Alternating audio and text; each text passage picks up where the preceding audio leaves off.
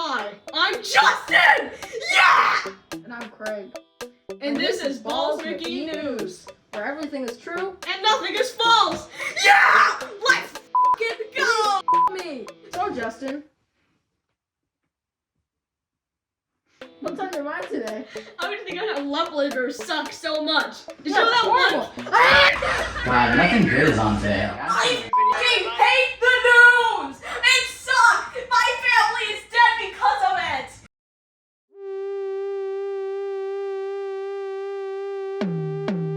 Since I wanted to talk about some level editors I like now, I wanted to go into the history of level editors and see if I could find anything interesting. And I decided a good place to start would be Excitebike, since it's so well known for its level editor. Excitebike was released in 1985 as a launch title for the Nintendo Entertainment System, and the game did really well overall. Excitebike is pretty well known for its level editor, and although it's missing a ton of modern features like UI and saving, Why are we watching this? it was pretty good for 1985, and worked quite well for what it was. During my research, a surprising amount of people labeled Excitebike as the first level editor, but I knew for sure there had to be something before that, since 1985 was pretty late, and Excitebike's level editor was already pretty sophisticated, especially for the time.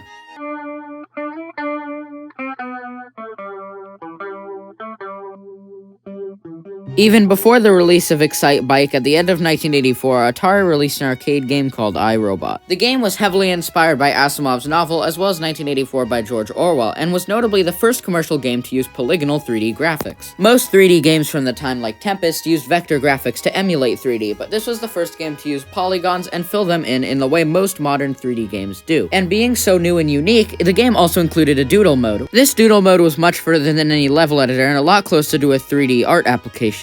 However, there was one person I found who had an account of a glitch that would let you play the levels you drew in doodle mode. However, it is very difficult to confirm or look at any glitch of this type from this era because iRobot not only sold really poorly, there isn't really a ton of documentation of games of this era anyway. However, besides iRobot, you can go back even further to Mindstrike, released near the end of 1983.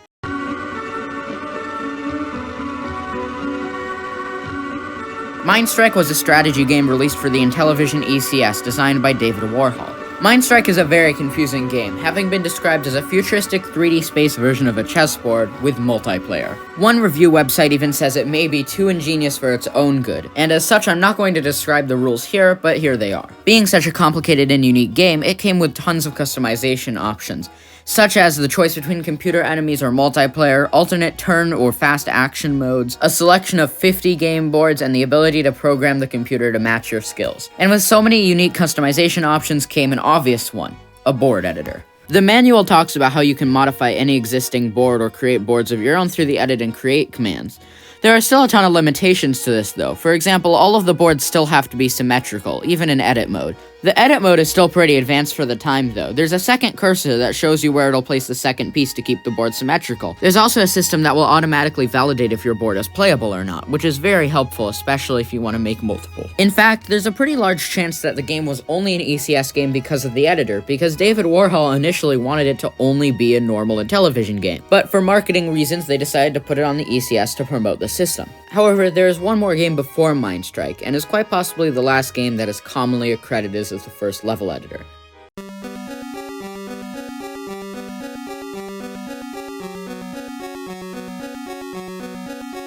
Lode Runner was published by Broderbund for the Apple II in mid-1983, and is probably the last game on this list to have any publicity at all.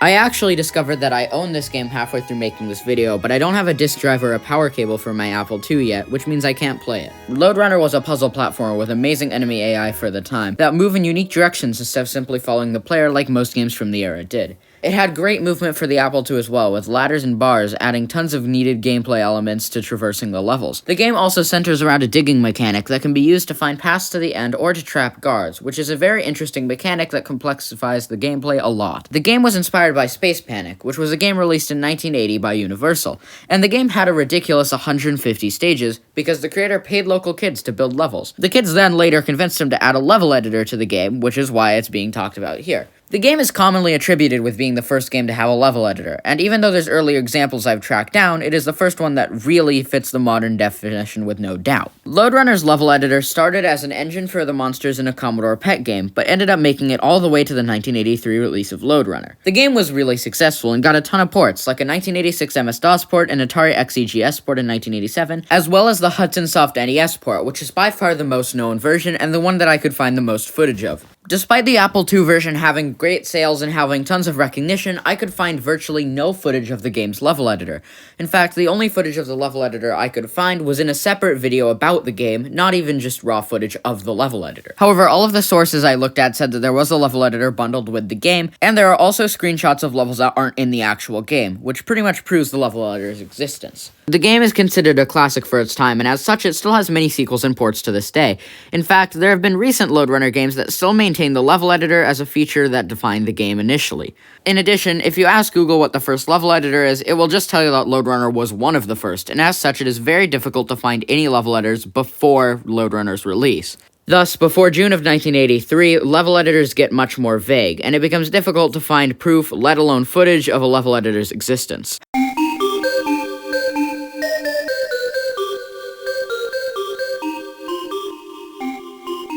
In 1982, Bill Budge published Pinball Construction Set for the Apple II. The game was almost exactly what it sounded like, just being a simple software to make pinball cabinets for the Apple II. The game was originally relatively unsuccessful under Bill Budge's initial release, but later EA re-released it in 1983 along with Atari and Commodore 64 ports, which made the game much more successful. Pinball Construction Set was very impressive for its time, and after EA picked it up, it sold very, very well. The ability to share created pinball cabinets via floppy disk and play them without actually owning the game was also very helpful to the game's success. However, this makes it hard to define if Pinball Construction Set was really a level editor or just a game creation software. Once you go before the release of Lode Runner, it becomes more difficult to tell if a game really has a level editor or if it's a game creation software or art program. Pinball Construction Set was still ridiculously impressive for its time, though, and since several websites list it as having a level editor, I thought I'd still include it here.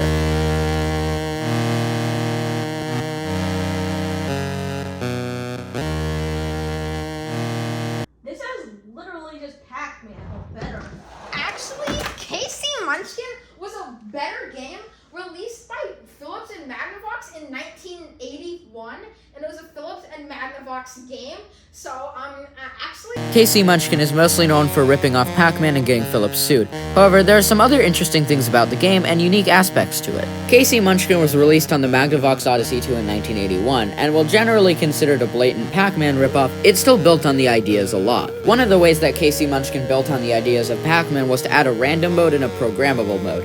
This allowed for much more variation in gameplay and a lot more replayability than Pac-Man had. It is surprisingly difficult to find any information on this programmable mode, mostly because when you search Casey Munchkin, you get stuff about the lawsuit primarily. However, there is some information on the programmable mode. For example, the game manual advertises there being virtually no limit to the number of mazes available, and the game has a very useful grid system that makes it really easy to make levels. The level editor was surprisingly robust and easy to use for the time, having systems in place to choose what level you want to edit, as well as a grid system, which would make it easier to tell what you were going to change. However, the weirdest thing about Casey Munchkin's level editor for sure is the way that the trail just stops at it.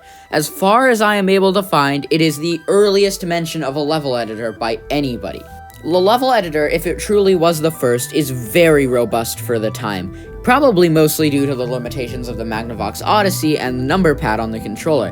However, it is still ridiculously impressive that a level editor like this exists in 1981. And as I said, it is very difficult to find anything earlier or anything that could have inspired Casey Munchkin, with one exception.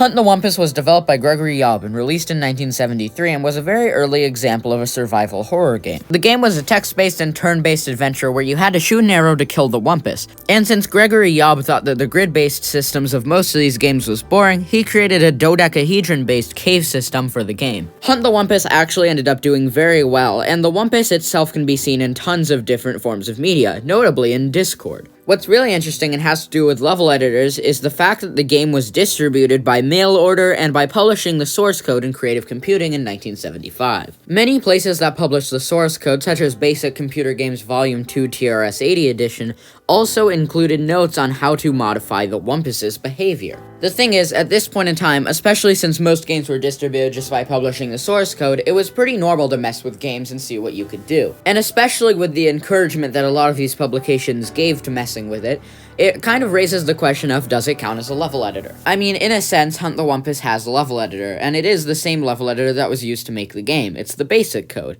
You can edit the levels and change arrays and mess with the way that different things in the game behave. Regardless to all of this though, when Gregory Yob finished Hunt the Wumpus, he immediately started on Hunt the Wumpus 2, which released in 1975. And one feature that Gregory Yob decided to add to it was a very rudimentary ability to create your own cave system. This level editor doesn't have any UI or anything, it's just a very simple set of questions asked by the computer in the text-based game. However, it is still by definition a means to create your own cave system, and this time it's within the game, not even external, which defines it as a pretty rudimentary level editor. Given the popularity of Hunt the Wumpus and its sequel, it's very possible that Hunt the Wumpus 2 was the very first example of a commercial level editor. And as for Hunt the Wumpus' original, more loose definition of a level editor, there were tons of games in the early 70s that did similar things, encouraging players to mess with the basic in the game. As far as I can find though, Hunt the Wumpus 2 in 1975 is the first example of a commercially available level editor, at least in a more modern sense. If you also include UI in the definition, Casey Munchkin is pretty much the first, although there is a pretty large chance there could be something in between the two. And with all of that out of the way, I can finally go and talk about some of the level editors in games I own, and why I like them so much. Now, there are a lot of different level editors I could talk about in terms of some of my personal favorites and some that I enjoy, but one that comes to mind first is Mario Maker, because it's a very interesting level editor and certainly an iconic one. Mario Maker was released September of 2015 for the Wii U, however the version I had was the 3DS version. Literally just the worst version, though. Actually, games are subjective to different people, and they interpret games in different ways. The reason I think Mario Maker did so well is actually surprisingly simple. It's because it allows for so much creativity within a formula that's fairly well proven. Some people have done insanely creative things within Mario Maker, from PAL block memory to impossible levels to black hole glitches, to just general unique gimmicks for their levels. There were tons of completely new types of platformer level design that were popularized through this, such as troll levels. And there's even a chance Nintendo learned from some of the gimmicks in Mario Maker and Mario Maker 2 with the Wonder Seeds in Mario Bros. Wonder. The game ended up being probably the most successful level editor that we're going to talk about on this list, and even was the second best-selling game in the UK at the release for some reason. The game ended up being very popular for a long time, and created its own ecosystem of people repeatedly pushing the limits of the Mario formula. Sadly, at some point, because we all love Nintendo, the service was shut down in March of 2021. Breaking news! The Mario Maker 1 service has shut down, and a dog is now terrorizing the city of Pasadena, California. And now to a reporter on the field. I'm also on the field while at this table. I'm standing down here, or maybe I'm driving down here and you don't know it, at Orvis Sports Store, where that annoying monster had destroyed this entire part of town. It's currently going over north towards Interstate 205, and it's already affected several businesses, including Sweet 7 Cupcakes, Honda of Pasadena, Super Fit, Big Guys Fit Store, and In-N-Out, and they've already been crushed and just stomped on. And just like, currently the police are on their way to deal with this, but I don't know how good it's going to work for them.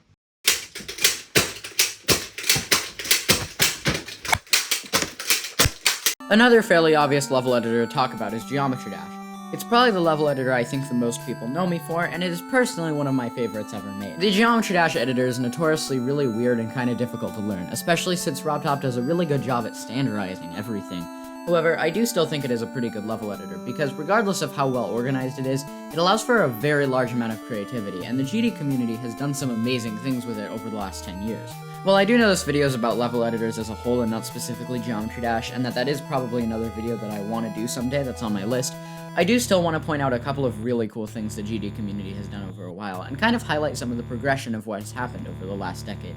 Geometry Dash has came a long way since it was released, and while it was initially just kind of a platformer copy of the Impossible game, it eventually turned into something much more unique and much more artistic, especially with the level editor evolving over time. There are tons of really interesting abstract levels in GD that could literally just be considered works of art. Over the years, people have perfected the crafts of gameplay and decoration, and created very unique stuff that no one would really think would be built in such a small, stupid mobile game. Honestly, of all the level editors on this list, Geometry Dash is probably the most important to me and the one that's been the most influential in my life. If it weren't for Geometry Dash, this channel probably wouldn't exist, or at least not in the form it does today, and I've met tons of people over Geometry Dash that are still friends to this day and help me with tons of stuff I do. So overall, it's a very impactful level editor that's built a very unique community around it that does a lot for creating interesting, artistic, and unique stuff in the game.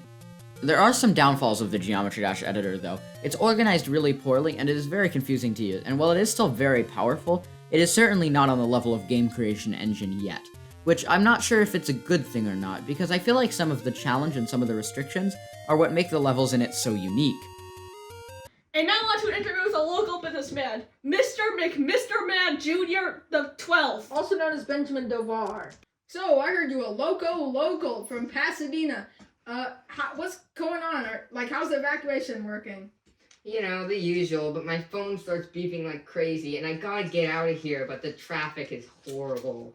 Yeah, explain that traffic with your microphone. It's pretty bad. It's traffic. And what interstate is it? To clarify, for all of us. 493? You said 205? I-205? Okay, that's cool. Yeah. Yeah, I'm gonna have to euthanize you. Surprisingly, Geometry Dash was not the first level editor I had experience with. Well, it was the first real one I used. The very first level editor I ever tried was Adventure Time Game Wizard for iOS and Android. Despite being a crappy licensed game, it does have a pretty large amount of charm, and is pretty faithful to the source material, and is generally pretty fun to play. The game follows Finn and Jake finding a book and attempting to defeat the Doodle Wizard who seems to be taking over the book. However, the game is primarily known for its level editor, which is yet another one of those very generic build-your-own-game kids games. Does that Really counts as a level editor? That's not a level editor. Actually... Adventure Time Game Wizard does have its fair share of problems though. For example, some of the sound effects are ridiculously loud and annoying for no reason. And overall, the game is just kinda cheesy and relies on a very generic sense of humor that is nothing like what made Adventure Time good. A lot of the game's charm is kinda just voided by how weird the humor is and how kinda cheesy and mobile game-like the gameplay is. While it's not the worst game out there, there is a pretty large amount of text boxes and useless dialogue, and the tutorial itself is very annoying and quite long. Even though the game has positives, it's overshadowed by a lot of this, even if it is just a collection of very small things. I know it seems insignificant, but it kinda sucks whenever the death screen is brought up, and it's just kinda stupid. Well, if they say so.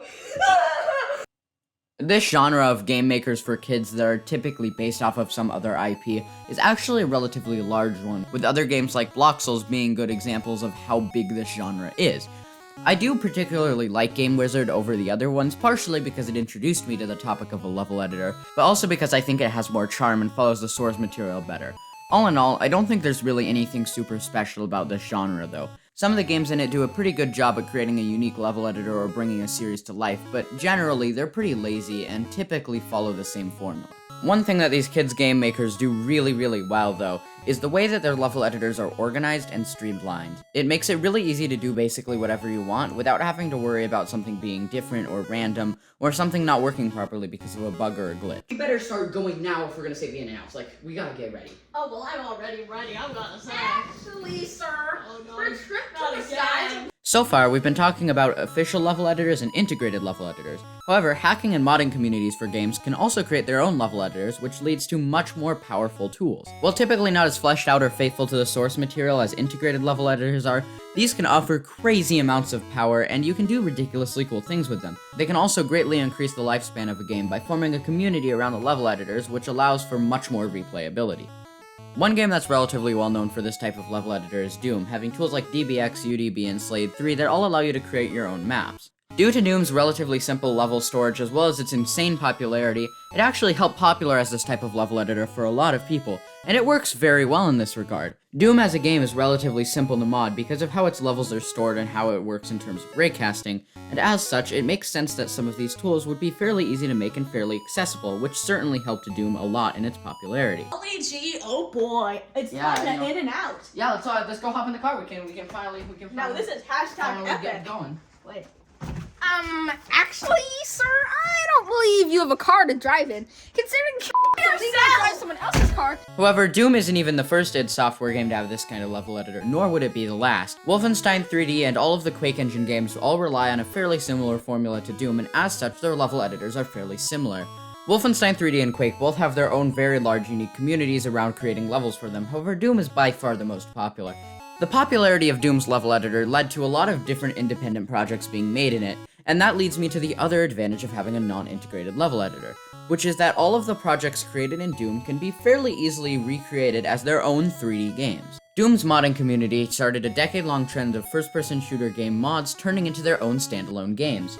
Some examples include Team Fortress, which was originally a Quake mod in 1999, Counter-Strike, which was originally a Half-Life mod in 1999, and Chex Quest, which is a Chex Mix game based off of Doom in 1996. That was a really long drive. Yeah, it was like 1496, 2496, 24923 Actually, sir. Another game that's developed a pretty large modded community based around one of these types of level editors is Celeste. With map creation tools like Ahorn and Lone, there are some very large Celeste mods that have been created, from Strawberry Jam to Spring Collab to just single independent unique maps. And it's fairly easy to learn how to use these tools, and it's very difficult to learn how to master them. This creates a very interesting community where levels can be as complicated and as unique as you want them to be, and there are some ridiculously interesting mechanics that people have created to put into their own custom maps.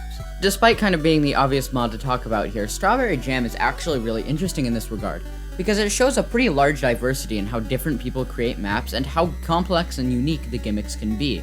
All of the levels in Strawberry Jam are uniquely different, and it's difficult to find multiple levels that follow the same gimmick or theme. Celeste is also a really good example of this kind of level editor increasing a game's longevity, because even though Celeste is a very difficult game, there are always going to be people who want a harder challenge than the game has to offer. And with Celeste modding, for example, you can see that people have created ridiculously difficult maps that use these strategies to their fullest, which adds an extra level of replayability and tons more content for those who need that added difficulty. Yeah, we're finally here. We can figure out what we can do to help. Hey, you! Yeah? No. How can we stop Dog's rampage? Someone help! Oh, they already did that. He's in questioning now. All in all, level editors do a good job at building community and increasing longevity of games. It allows people to bring their ideas to life with an IP they like or with tools they enjoy to use, and it can function either as an art form or as a way to expand on worlds that already exist.